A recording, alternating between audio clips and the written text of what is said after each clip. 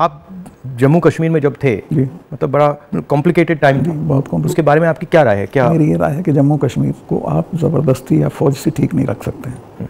वहाँ के लोगों को जीत के आप कुछ भी कर सकते हैं, और वहाँ के लोग एमिएबल हैं, ऐसा नहीं कि इम्पॉसिबल है। मैंने तो देखा, मैंने उनको अपने साथ किया। आपने अंदर से डिटेल से देखा, सोल्यूशन वहाँ किस बेसिस पे आएगा? इमीडिएटली तो उनकी स्टेटहुड वापस करना चाहिए।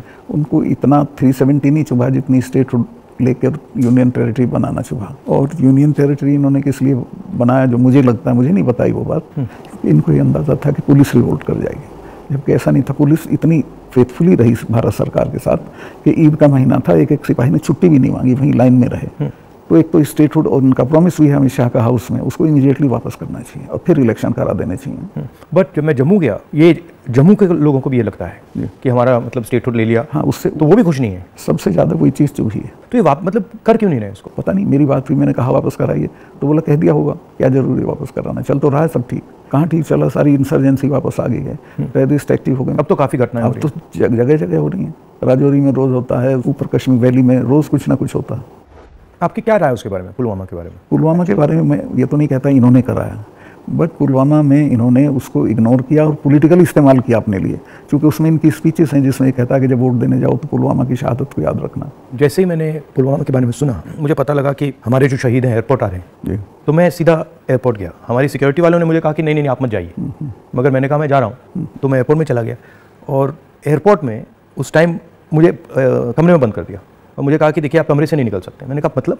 तो उधर वो सब शहीद आए थे, वहाँ पे आर्मी के लोग थे, प्रधानमंत्री आ रहे थे, और मुझे मतलब लिटरली चाबी से बंद किया कि आप बाहर नहीं जा सकते। मैंने सिक्योरिटी वालों से बोला ये मतलब ऐसे कैसे कर सकते हैं, और फिर लड़के मैं वहाँ से निकला। तो मुझे लग रहा था कि एक पूरा वहाँ पे शो सा क्रिएट हो रहा। हाँ, वो था ही। वो प्रधानमंत्री को श्रीनगर जाना चाहिए था, राजनाथ सिंह आए थे, मैं था, हम लोगों ने श्रद्धांजलि दी थी, प्रधानमंत्री को उसी दिन जाना चाहिए था। नहीं, मगर मुझे उसमें क्या शौक लगा कि ऐसे लग रहा था कि एक कोई बड़ा इवेंट सा हो रहा है ना इसके लिए, और वहाँ पे प्रधानमंत्री आए हैं और ये पूरा मतलब जैसे देश को दिखा रहे हैं कि भैया देखो, काफ़ी डिस्टेस्टफुल सा था। जिस दिन ये हुआ तो ये नेशनल कॉर्बेट पार्क में शूटिंग करा रहा था अपनी, तो ये अवेलेबल, मैंने 3-4 बार कोशिश की, मिला ही नहीं मुझको। 5 या 6 बजे इसका फ़ोन आया, हाँ सतपाल भाई क्या हुआ? मैं कहा हमारे इतने लोग मर गए हैं और हमारी गलती से मरे हैं। तो बोला नहीं नहीं चुप रहना, अभी कुछ नहीं बोलना इस पर। फिर 1 घंटे बाद ये डोभाल जो मेरा क्लास फेलो रहा लॉ में मेरठ में, तो इसका फ़ोन आया, सतपाल भाई आप बोल दी। मैं 2 चैनल को बोल चुका था ये बात, तो इन्होंने कहा नहीं नहीं कुछ नहीं बोलना इस पर। मैं कहा ठीक है, मैं समझा कुछ जांच वाँच कराएंगे, उस पर असर पड़ेगा। कुछ भी नहीं। तीसरे दिन इनका आ गया कि ये पुलवामा की शहादत को याद रखो और अब हम बालाकोट करेंगे, ये करेंगे, वो करेंगे। और अभी तक उसमें कुछ नहीं हुआ? कुछ नहीं, करना भी नहीं है इसको। पुलवामा के शहीद जिस तरह हुए थे इसलिए हुए कि उन्होंने 5 एयरक्राफ्ट मांगे थे। अगर वो मेरे से मांग लेते तो मैं इमीडिएटली कर देता। मैं तो वहाँ स्टूडेंट्स जब जम्मू में फंस जाते थे वर्ष में, उनको एयरक्राफ्ट से, क्योंकि दिल्ली में एयरक्राफ्ट इमीडिएटली मिलता है किराए पे। 4 महीने तक एप्लीकेशन उनकी पड़ी रही होम मिनिस्ट्री में, और 4 महीने बाद वो खारिज कर दी कि नहीं देंगे। तब वो सड़क से चले। इतना बड़ा मतलब 4 महीने के लिए वो चले ही नहीं? चले ही नहीं, इसलिए कि वो सड़क से चलना बिल्कुल इनसिक्योर होता है, वो उनके उसमें नहीं है सिस्टम में। 5 जहाज मांगे थे उन्होंने, वो नहीं दिए, 4 महीने तक लटकाए रखे। और तो 4 महीने के लिए क्या होल्ड पे थे? क्या होल्ड पे थे? सब मेरे सामने नहीं आई। अगर मेरे सामने आई होती तो मैं उसमें कुछ करता। That was between CRP and home ministry.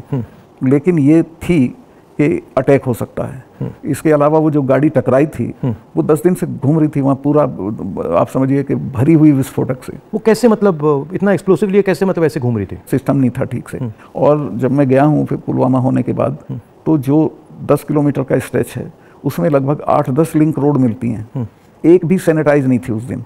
बल्कि हम तो जब अपनी पुलिस को भेजते थे कश्मीर की, तो पूरी रोड पे सिविल ट्रैफिक बिल्कुल रोक देते थे, सैनिटाइज कर देते थे, तब भेजते थे।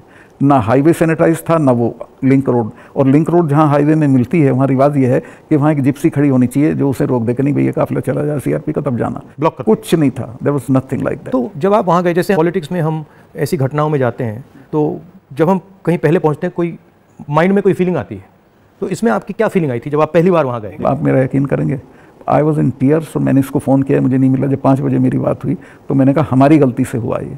तो बोला नहीं नहीं इस पर आपको चुप रहना है। मैं चाहता था कि कुछ सर इसमें कटने चाहिए जिनकी जिम्मेवारी थी। कुछ भी नहीं, किसी का नहीं, कुछ नहीं हुआ। उसको इलेक्शन के लिए यूज़ करना चाहते थे कि ये पाकिस्तान ने किया, हमारे जवान मारे और अब हम हराएंगे। भारत जोड़ो यात्रा में हम वहीं से निकले, एक्चुअली साइट से निकले, पुलवामा से। तो मुझे ये लग रहा था कि जो आपने बोला कि ऐसी जगह पे स्ट्रेटेजिक जगह पे इतना एक्सप्लोसिव कहाँ से आ गया, कैसे आया? वो मेरे दिमाग में क्वेश्चन था। सारा पाकिस्तान से आया था, बट इतना 600-300 किलो। हाँ, ये बॉर्डर तो हमारा पोरस है और ये इतना एक्सप्लोसिव इंडिजिनसली प्रोक्योर करते तो वो बात फैल जाती। ये 10-12 क्विंटल तो आया हुआ था, उसमें से ये गाड़ी पूरी भरी थी एक्सप्लोसिव से। और बताया मुझे जब मैं गया कि साहब ये तो 10-12 दिन से घूम रही थी गाड़ी। जो गाड़ी चला रहा था उसका भी, मालिक का, दोनों का टेररिस्ट रिकॉर्ड था। दोनों कई बार गिरफ्तार हो लिए थे, फिर छूट गए थे, फिर गिरफ्तार हुए थे, फिर छूट गए थे। अच्छा। और उन पर कोई निगाह नहीं थी इंटेलिजेंस एजेंसीज की। यहाँ मीडिया में मतलब मैं देख रहा था, यहाँ पे इतना बड़ा कास्ट सेंसस का मुद्दा है, बट अब आजकल बस इजराइल कास्ट सेंसस को नहीं देखा। मतलब जो चाहे वो अदानी हो, चाहे वो कास्ट सेंसस हो, जो ज़रूरी बातें हैं उसका कुछ नहीं होगा, मगर इजराइल हो, बॉलीवुड हो, क्रिकेट हो, उस पर चलते जाएंगे। अदानी तो आपने इसकी चिपका दिया, वो तो छूटेगा नहीं। गांव-गांव चला गया अदानी का। और लोग ये कहते हैं अदानी के यहाँ इसी का रुपया है। हाँ। वो 20,000 का आपने उठाया था, 20,000 को इतना बड़ा इन्वेस्टमेंट कहाँ से आएगा? कल ही एक स्टोरी आई है कि ये कोयले के प्राइस इन्फ्लेट कर रहा है। वहाँ से इंडोनेशिया से कोयला नाव में जाता है और यहाँ पहुँचते उसकी प्राइस इन्फ्लेट हो जाती है और फिर लोगों को बिजली के लिए ज़्यादा रेट देना पड़ता है, मगर वो भी मीडिया ने कहीं नहीं उठाया। मुझे खबर ये दी गई कि जिस दिन मैं ये करण थापर का इंटरव्यू किया, इन्होंने बुला के सब चैनल्स को कहा कि खबरदार कोई रिपोर्टिंग नहीं होगी।